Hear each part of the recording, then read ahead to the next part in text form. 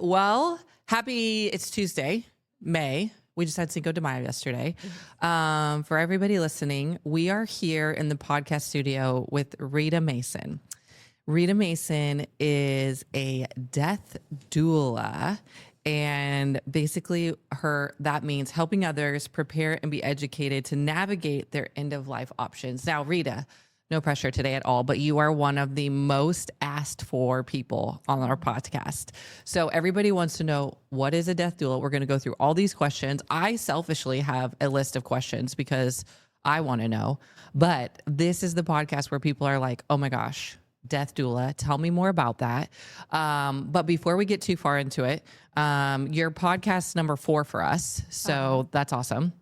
We've worked out some of the kinks, Colby, myself, the other people, but everybody gets a gift. So your gift is here. It is this beautiful the Green Burial Chronicles of Morgan Oaks with a gift card as a thank you. You'll get that at the end. For those of you that have been on the podcast previously, you get one too. They just got it here. So Rita gets the first official one. So congratulations. Awesome. Welcome. We're so excited to have you. So let's really get into this. So number one, I think my biggest question to just start the podcast is, tell me a little bit about you and like, how did you even get into this like world of death doula-ing, if that's a word? Yes, we'll make it a word. Okay. Yeah. So yeah, thank you for having me first off. And so I would say I got into it just organically and naturally. And whenever I'm from Pennsylvania. Okay. So I am from Pennsylvania, and I have 2 grandchildren. But I moved out here in California.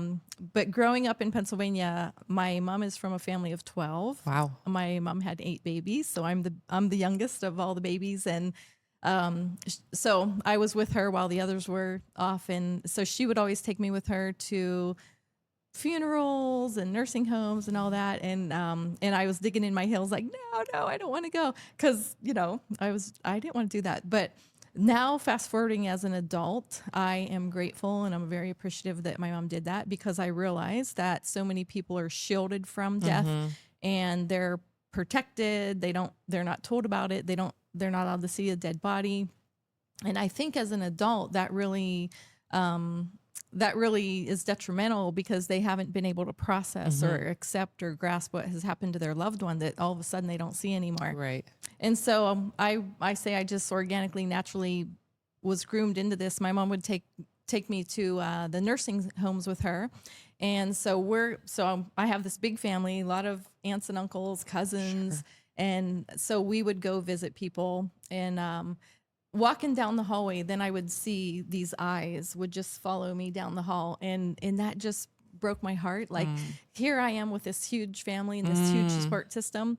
And then there's people week after week, day after day, that have never did I see them have a visitor and anybody there. And it was just so sad to me. So I think, that just created this compassion in me. It's like, oh my gosh, like, we're so fortunate to have these siblings, these cousins, these aunts and uncles, and there's these people that don't have anybody. So that really groomed me just naturally, and to get into this work. It wasn't like I woke up and said, oh, I want to work with dying people, And so so that just really gave me the presence and the ability to be there, and the compassion. And so, of course, I went to funerals. My mom took me with her, so it even though at first I didn't want to, but like I said, as an adult now, I am really grateful that she did that for me. Yeah. I love it. Okay. So you said a couple of things that I really want to hit on. Number one, I think death is a hard conversation, and we'll get more into that. But I was much like you as a kid. We had a running thing in our family where every December for 6 years, someone died. Oh, wow. And so I was like, I knew death. I understood it. I went to every funeral. And so it was scary as I grew older, but I knew it was part of life, right? We had animals that would pass away. And so I was never shielded from that part of life. And so I think you bring up a really great thing, is that it's hard to talk about, and people want to shield their loved ones, kids especially, just anyone, because it's hard, especially if you don't have the tools. The other thing I think that you said that becomes really like emotional for me is those individuals that are put in care facilities, or even like my dad was in ICU for 7 days, and I was there every single day, morning to night. And there were so many rooms that I walked by that never had visitors. And that is heartbreaking, right? Also, I wanted to point out the fact that you are one of 8. And for an only child, that's very overwhelming. So, oh my gosh, great for you. Okay, so let's lead into, because I know some people are like, well, you're jumping right in, but what is the definition of a death doula? So a doula is a person who, it's non-medical. Okay. So we support people physically, emotionally, mentally, spiritually. And so a death doula is specifically for, before, during, after death. Okay. And so it's being a companion, it's being an advocate, it's being whatever that person needs who is preparing and planning for end of life.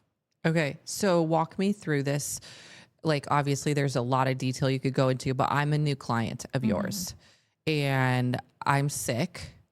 Like, what is before death look like? What are you doing with me when you come over for a visit? So we meet first off and then see, is it a mesh for each other? Like, are we good to work with each other? And what does a person have? Where are they? What's their support system? What do they want? What are their goals? And so just seeing, of course, every single one, if 10 people contact me, they're all going to be in a different situation and a different process and a different acceptance of death and where they are. So it could be from planning, preparing, their paperwork, their advance directive, their end of life wishes, their bucket list, so to speak, before they die. Doing that paperwork, like body disposition is part of it. What do they want done with their body when they're done with it? And so any questions or fears or anything with that, we're a huge companion with the hospice because hospice is limited on their time that they're able to spend with people. And so a doula being non-medical, so hospice does the medical care and the physical care, like the home health aides and that. So a doula does the non-medical care. So we fit in nicely in conjunction with, complementing each other. And so the doula is there, being independent, we're not limited by the time that we can be there with a person. And so we're the extra eyes and ears. Like if we see something change, if we see the pain increase, if we just notice anything, then we can be in contact with hospice to say, hey, there's been a change, there's been a shift, and then get them in there and get the care. So the ultimate goal is the best quality of life possible until the end. So now that's our pre. Now I'm really sick and we're during. Are you just coming over and companion? And what does that look like now? Yeah. So a huge part of it is their support system. Do they have a spouse? Do they have children? Do they have anybody around? There's a thing called NODA, no one dies alone. And so me seeing those eyes follow me down the hall, that's a big thing. So if they don't have a support system, then everything and anything they want, I say, you're in the driver's seat. As long as it's legal, I'm going to make it happen. And so whatever they want, this is all about them. It's not about me. It's not about what I want or don't want. And so whatever they need is to keep them comfortable. And again, that quality of life. And so they're in the process of that. So making sure, a lot of people have guilt or fear or unfinished business or unforgiveness. So there's a lot of things that may need to be resolved or may need to be talked about. And I have found that me being a doula, being an unbiased person outside of their life, that they will open up to me. They don't want to tell a spouse. They don't want to tell a child. They don't want to tell a sibling, but they'll be able to open up. And then you can just see the relief, like they don't have to carry this with them. And so just being that extra set of ears and being present with them, like, again, it's all about them. Whenever I'm there with them and I'm working with somebody, then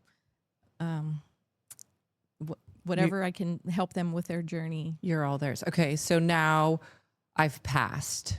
Is there finishing stuff that you do? What's your role once I've passed? So make sure what do we want done with the body, and then if nobody's there, I will stay until. So if they're on hospice, then call the hospice nurse and let them be the ones to pronounce the death. Okay.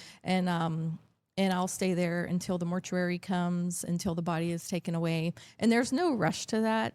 Okay, they're dead. It's not a crisis. We don't need to hurry up and do that. Yeah. So that can take, as long, like some people request to not be disturbed or moved or, to be just left there, after they pass. And so again, whatever their wishes are, I'm there like a genie. Yeah. I'm there to make their wish come true. That's cool. And so, I will stay there until the body's picked up. And Okay. then afterwards, if there is family, then I have being present at the bedside when the death happens. There's people that are not present either by choice or, if the loved one doesn't want them there, the dying person. Then I have been able to help people. They'll call me like, oh, they weren't there, or they felt guilty, or I didn't call them back, or I didn't respond to that email. Yeah. So I'll be able to help them. I'll be able to share with them like, it was a pleasant, peaceful passing. I'll be able to fill in the blanks for them, because you know how it is. If we have a blank, then our monkey mind wants to fill that in, and we can get wild and crazy with our ideas and answers to that. So being able to be there and reassure them about their loved ones passing. And so that's been helpful for those that are left behind. Oh my gosh. I'm just like, Rita, I could sit and listen to this all day. For the listeners, those of you listening and watching, Rita and I met a while ago at what we call OAC, and that's kind of a networking event for our industry, hospice, death care. All of us kind of come together once a month and meet. And I heard Rita speak, and Rita, one of the things that really stood out to me is, one, I didn't understand the doula like world and element, and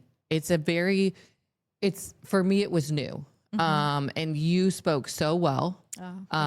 Your heart showed really well. Like I could just tell you were kind, you were gentle, and this wasn't about Rita and her business. This was about how can I serve others, and really in being someone that deals with death and has dealt with death, to see somebody like you come in that's like, I genuinely want to love these people and walk them through the process, really attracted me to having you here, but also just what you do. So thank you for being that person in this industry.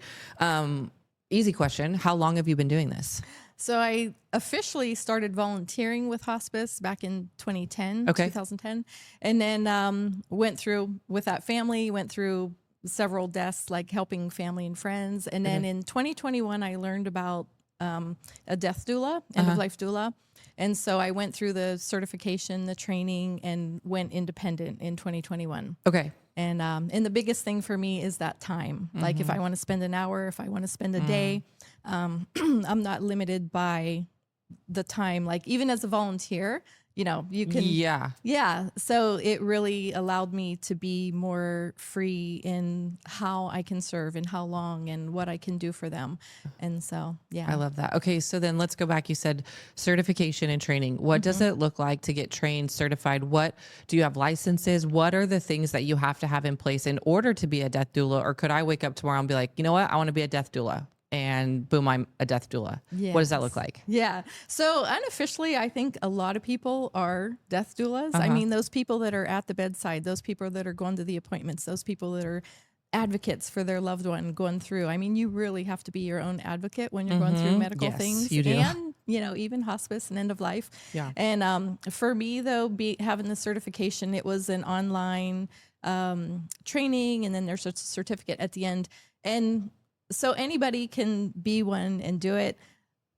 There's an extra step. There's an organization called NEDA, the National End-of-Life Doula Alliance, and they have a competency exam. And so I took that exam, and so I have a proficiency badge, and that's important to me because that shows at least that I've dedicated, I became certified, I have this core knowledge. What's scary to me is that people go through training and then all of a sudden they're a death doula and they have no bedside experience, but they have this piece of paper that said they went through the training. And so that could be a little scary, you know? So at least with the competent exam, at least there's a minimum knowledge, that there is at least, that. And Yeah, that would make me a little nervous too. Yeah. So I'm glad you have that. So thank you. Yes. Thank you for taking your business to the next level. Okay, you guys, just so you guys that are listening, I have a whole list of questions. I'm not even sure that I've gotten into most of these because I just I love this idea. And so my next question for you would just be, when you're caring for someone, do you take one family at a time from start to finish? Do you have multiple families that you're dealing with? What does your caseload look like? Maybe is what I would call it. Sure. Is if they're imminent, like if their end of life is near in their process, then I would choose to just do one-on-one because we never know when their last day is going to be, and I wouldn't want to be like, oh no, have multiple people going. So when they're at that point in life, I like to be just one-on-one. And so maybe in a year, maybe I only work with 1, 2, or 3 people. You know, it could be small depending on how long we're working together. If they're in the beginning stages, if they're doing their planning, if they're preparing, you know, thinking of their final wishes, then that can be multiple because they're healthy. You know, we know anybody could go anytime. Like we get in our car every day. Right. So yeah, but if they are not with a terminal diagnosis, then it can be numerous at a time. Okay. Do you find that most of your clients are people coming to you that don't have any support, any loved ones, or are they people that do have support, but maybe that family just doesn't have time? Like, what is the majority of the people that are coming to you? What does their support system look like? Yeah. So I have that NODA, No One Dies Alone. Coincidentally, those seem to be the majority of what I attract. People that don't have a system. People don't have spouses or that. They say that like 78 million, there's baby boomers, and about 20% of them don't have children or spouses. And, you know, we're living longer because of this great healthcare system. So people are aging, solo aging. And so there are a lot, and there's going to be a lot more that are going through this experience without a support or a loved one. Yeah. And so I do work with a lot of people that don't have anybody. And even if they have a support system, maybe they don't agree, or it's hard for them to be in that space, or they don't want to face it. That's why I have my little elephant, you know, that elephant on the table that people don't want to talk about. You know, death is something that a lot of people shy away from. Like, it is. They don't want to talk about it because they think it'll happen, or, you know, if they talk about it, it's going to happen. Or if they don't talk about it, it'll never happen. But we hear that all the time at the cemetery. It's like, well, if I pre-plan, I'm going to die soon. And I'm like, no, that's not how that works. But, you know, my dad was the same way. He died at 81. And I mean, Rita, literally on his deathbed, it was figuring out what he wanted to do because he would never talk about it. And it was just, I think he thought if he talked about it, it would happen. And he'd never been sick. So it was like, you know, for all these people that haven't pre-planned, I look at them and I think, do your family a favor. Yeah. Like, start the planning process, start talking to someone, anyone. If it's hard for you to talk about with your family, call a Rita so that she can start the process. Because I do think that's important. Okay. So one of the things I wanted to talk about is it VSED? Okay. Yeah. So tell us, you guys, this is something. So the question is, do you support clients who choose VSED? First, what is VSED? So VSED, VSED, it stands for voluntarily stopping eating and drinking. Okay. And I do support people who go through that, who choose that as their end of life option. VSED is legal in all 50 states. So just like you can choose to treat medically, you can choose to not treat. You can choose to take in hydration. You can choose to take in nutrition or not. Sure. So if somebody has an ailment, or they're uncomfortable, or if they don't have a terminal diagnosis, they don't qualify for hospice, but yet what they're going through is just unbearable, or maybe there's pain that cannot be managed, or maybe they have early onset of Alzheimer's where they still have mental capacity, then that is a way that folks can choose. And we know animals, you've seen animals, you mentioned. So whenever they're at their end of life or they have an ailment, they'll go off by themselves and they don't want to eat. They don't want to drink anymore. They just go be quiet, you know, to themselves. And so our body has been dying forever. Right. And so it knows what to do. And so if there is something going on in there, if somebody's sick, then they don't want to eat, and we think that's an act of love. Like, here, you got to eat. Yeah, and, yeah. constantly trying to give them food. But It's the way to my heart. So it's right, food. yeah. So it is. Anybody can choose. Like I said, it's legal in all 50 states, and so I do support. I do support people who choose that option. Yeah, for end of life. Okay, so let's talk about this because that's probably a controversial thing, right? I'm sure not everybody's like, yes, like we support that and we love that. Do you find that those families or the person that you're supporting and they have a support system that you get a lot of pushback? Like, what does that look like? I would assume it's great if it's just them and they don't have a support system because now you're like, okay, I can support you. But I'm sure that there's family that comes in and says like, how dare you support this? Like, what does that look like? Yeah, I've had those experiences. I bet. And I was like, oh my gosh, what am I getting into? But then I'm like, wait, it's legal. I am doing nothing wrong. And this person contacted me. I didn't reach out to them and said, hey, you want to stop eating? So they reached out to me. And so after meeting with them face to face and learning about their situation and then having no support system, no spouse, no children, no loved ones nearby. So I was like, yes, I will help you. And again, I'm the genie making the wishes come true. And so, so I did support that person, and I did get a phone call on a Saturday evening, took the phone call, the call in my car, and I'm just getting chewed out on the other end. And I'm like, yeah. So I'm like, what am I getting into? What have I done here? But then I'm like, no, like this person reached out to me. They're going through their experience, and I am here. This is my role. I'm here to support them. And as long as it's legal, again, I'm going to do anything in my power to make this person's wish and their end of life experience as best as it can be. Right. And then there's also belief systems, different religions or that, or maybe we're interceding there and stepping in ground that we shouldn't. But I believe personally, people have free will. They have free choice. And who are we to judge if that person is having pain that, that they can make this decision? Yeah, we don't know. Yeah, we're not in their shoes. And again, I let them be in the driver's seat, and however I can help or assist or help with their quality, then I want to make that happen.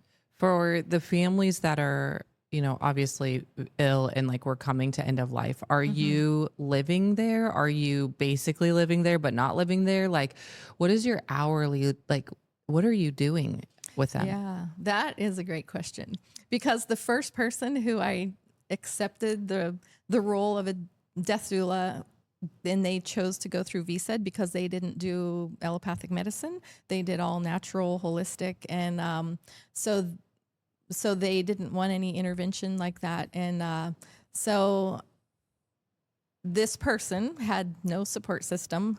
And I was in a position where I could do this. So I did stay there. I stayed there for a week with her.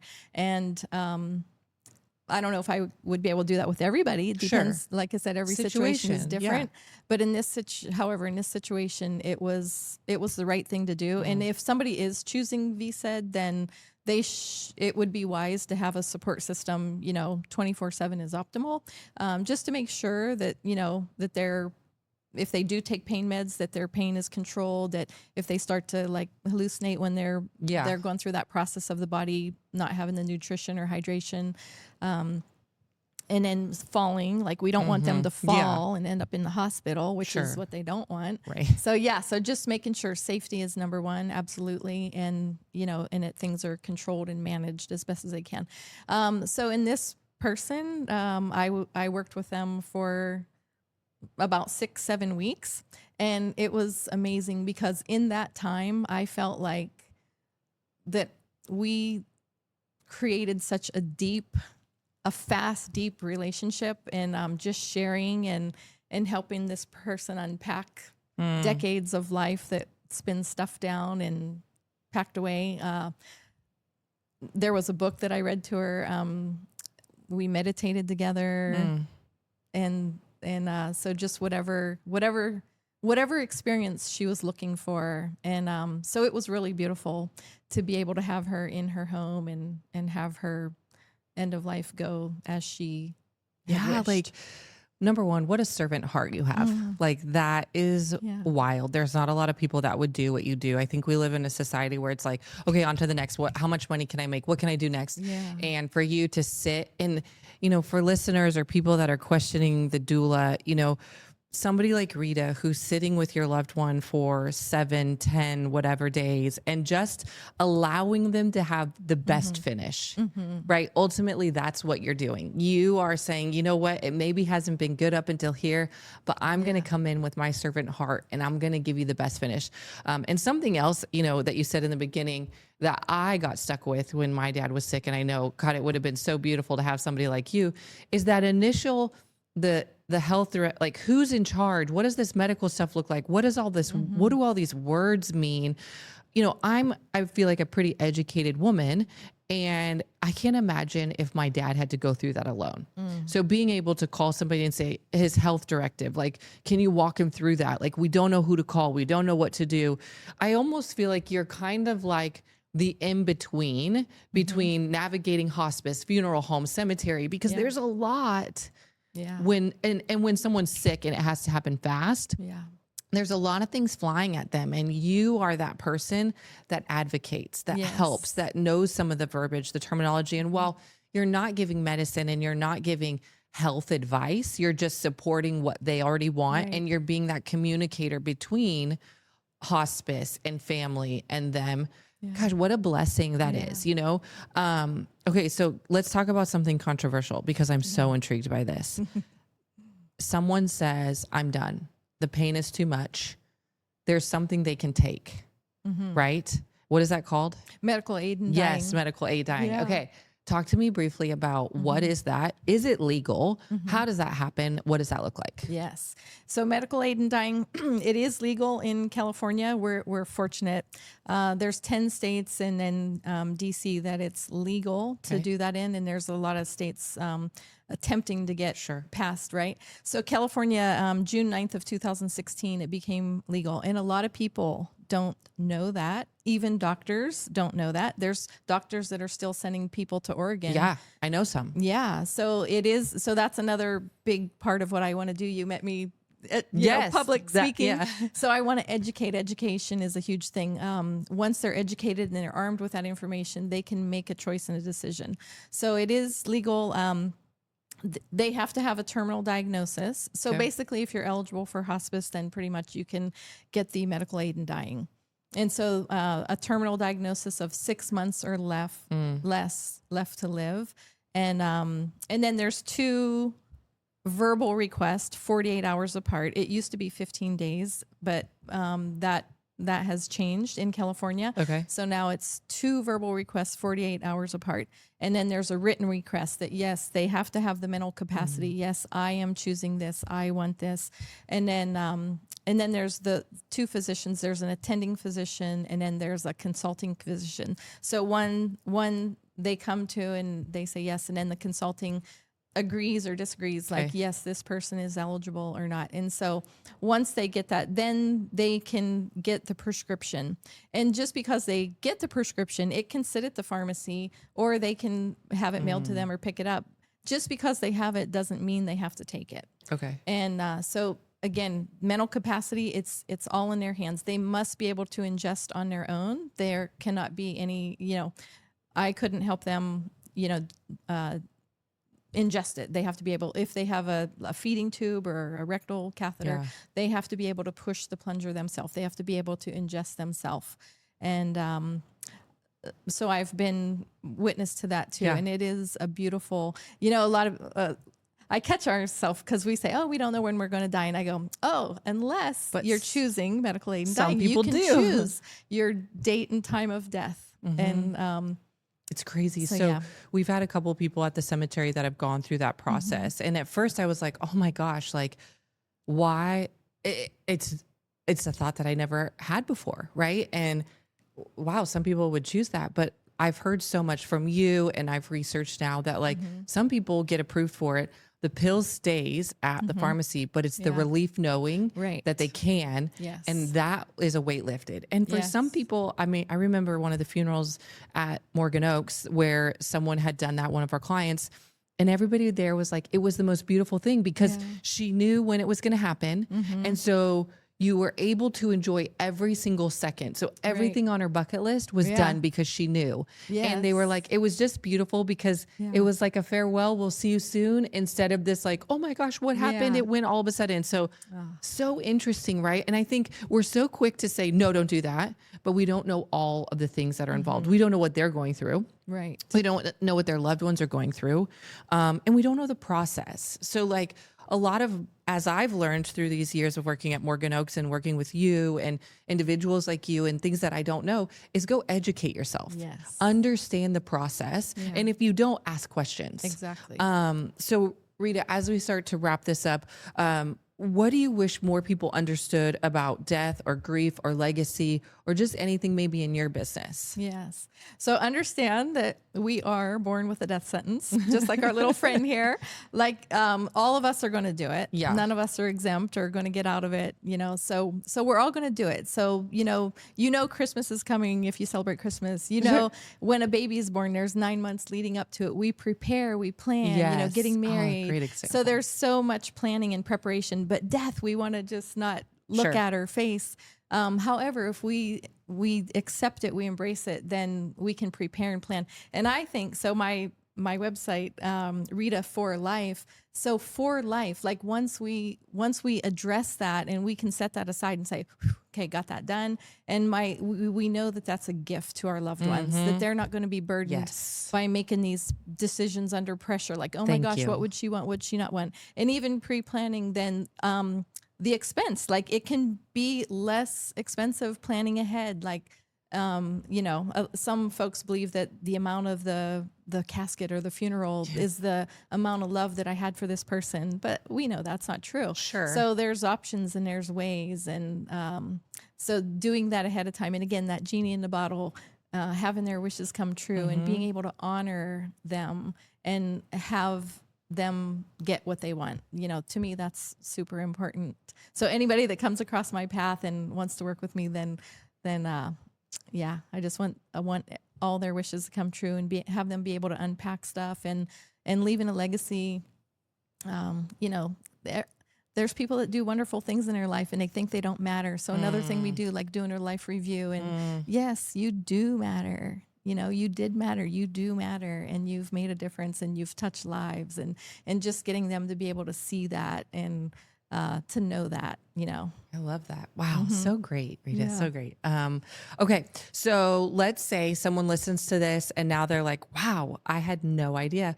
How do I find Rita other than call Stephanie? Yeah. Where can I find Rita? How can they find you or get in touch with you? And we'll also make sure all your information is posted. But what does that look like? Yeah. So I have a website. It's Rita, the number 4 life.com. And so phone, text, email, reach out anytime. And yeah, I would love to answer any questions, you know. Great. Just anything. I guess I should ask too, because some of the listeners might not be local. Yeah. What areas do you serve? So I'm in Northern California, here in Rockland. So the Placer County, Sacramento County, physically, but worldwide, I can help anybody by Zoom. It's called Teledoula.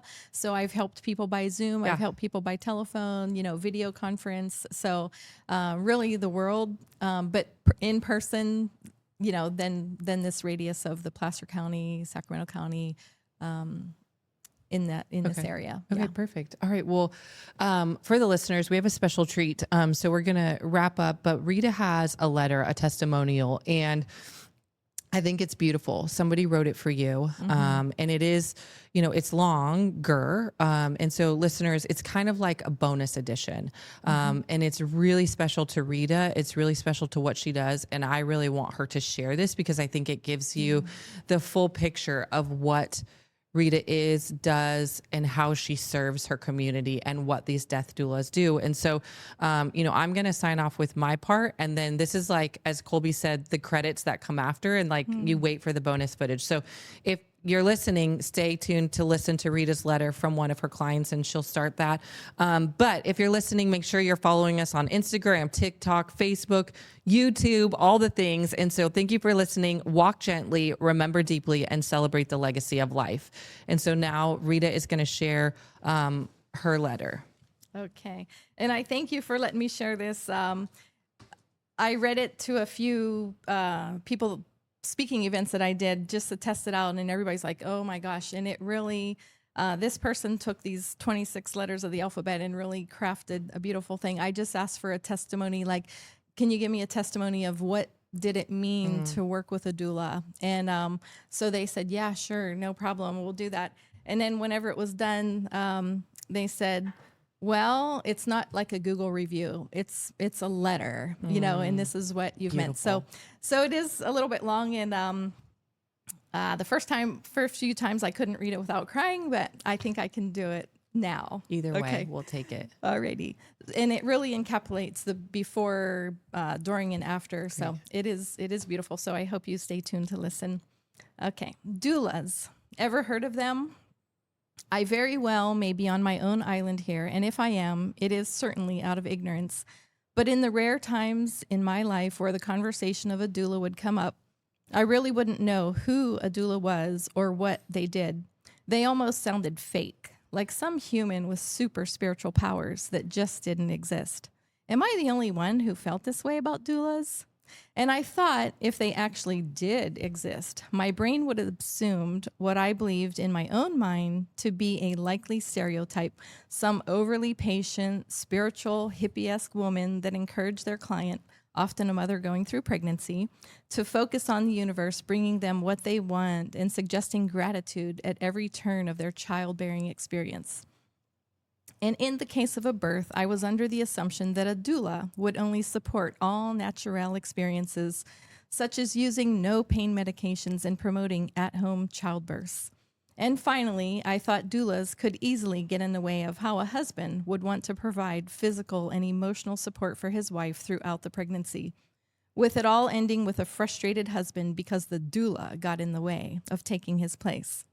Later, I learned there were doulas for people to face and navigate death, often called end-of-life doulas or death doulas, and this was equally mind-blowing to my brain.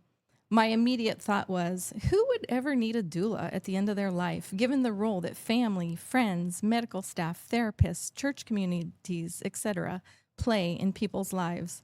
I was the absolute last person who ever thought I would have a doula of any kind in my life. And then 2024 happened. Just 4 years prior, I was living an incredibly blessed and privileged life. My wife and 2 kids, born doula-free, of course, had just moved into our forever home, and family, work, social, and marital life were great. My family was also blessed with the minimal impact COVID had on our lives, especially when compared to others. Both my wife and I worked from home, and our kids generally did okay learning online. No one in our family became seriously ill from the virus, and I had the most successful year in sales in my 14-year career. Unfortunately, however, what unfolded over the next 4 years was something far more terrible than my worst nightmare. After a series of surgeries gone terribly wrong, my health deteriorated to the point of going through each day of my life in unlivable physical pain. From approximately May of 2022 until the late summer of 2024, there wasn't a day that went by that I didn't think about wanting to die, something that contradicted my lifelong Christian belief system. By the beginning of 2024, my family life had completely fallen apart. My wife and I were constantly battling one another due to our physical and emotional exhaustion. I had moved out of the house and was isolated. While my kids still loved me, my relationship with them was nothing like a normal parent-child relationship given my poor health. Simply put, I wanted to die and was actively seeking ways to do so. After researching peaceful ways to die, I came across going to Switzerland as an option, as they offered assisted suicide. But due to a variety of reasons, such as cost, logistics, and confusing my children, I felt out of options. With a nothing left to lose attitude, I opened my web browser, went to Google, and typed in death doulas. And that's when I found Rita Mason. Despite everything else going wrong in my life, upon meeting Rita, she was one of the few bright spots in my otherwise painful life. While death doulas aren't hired to perform tasks like housework or childcare, which I wasn't seeking anyway, nor are they clinicians, there is an abundance of value a death doula can provide, and Rita provided me an endless list of benefits which helped my brokenness. At first, I wasn't quite sure how she could help, so our first conversation lasted about an hour over Zoom, where I shared what was going on in my life. After one call, I appreciated how good of a listener Rita was, and I could tell from a single 60-minute discussion that if nothing else, Rita genuinely cared about the well-being of people, and she would be in my corner when it came to end-of-life decisions, planning, etc. She was one of the few people in my life where I felt completely comfortable sharing everything going on in my mind and the thoughts piercing through my brain. More comfortable than with my therapist, wife, many family members, and some of my close friends. In fact, Rita helped me so much from an emotional standpoint that I stopped meeting with my therapist. I certainly wouldn't recommend this for everyone, but for me, Rita filled an emotional void that had been in my life for nearly 2 years. As time went on, Rita continued to provide much-needed support in my life. While we did have formal catch-up conversations via Zoom or the phone from time to time, it was the text and audio messages we exchanged I appreciated most. Rita would always remember what was going on in my life, asked about my family and kids, and would always give me inspiration in a way that was helpful to me. Adding to that, a lot of people in my life tried their best to offer inspiration, and despite their good intentions, their motivation or words rarely aligned with the severe pain I was in. I often got a lot of mind over matter quotes or motivational messages that actually made me feel worse, not better. And while I am a person of faith, a lot of the faith-based messages I received from family were more the same. You can do and overcome anything with God. Short of God's direct divine intervention, I was just at a point that despite the fact I believe Jesus Christ is my Savior, I was in so much pain that I didn't believe those type of things anymore. Rita, however, knew where I was truly at, and any message of support she offered were things like a simple hello or asking me about my kids, or when messages of inspiration were sent, they were more reflective in nature and always had a way of tying back to where I was really at in my life, which made me feel loved and supported in the way I needed. She would also arm me with thoughts or suggestions that would help me get through a day or an upcoming event, such as a difficult therapy session with my wife. Sometimes she even had physical things to give me. For example, she recently let me borrow a small booklet called Dignity Day, in which I was able to read some quotes in a therapy session with my wife that supported my right to die with dignity, using the medical aid in dying option in California. She also helped me dot a lot of I's and cross a lot of T's with things I hadn't thought about. For example, there is a lot of paperwork that is necessary to complete with funeral homes on how your body is handled after you pass away, depending if you want to be cremated or buried, have a service, etc. Rita also encouraged me to write an autobiography to leave for my kids so they would never forget who I was or how much I love them. Also, while I am blessed with the 4 best friends in the world and a wife who loves me, sadly, I was in a position where I needed to die alone, or with just the doctor that prescribed me the medical aid and dying medication. And I was petrified and demoralized. I rarely thought of death until my health turned for the worse. But in the rare times I did, I always thought that when I died, I would be surrounded by my wife, children, and closest friends.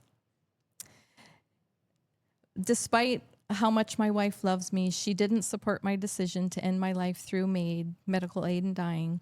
And by extension, she didn't want me to tell the kids of my choice or when I planned to pass.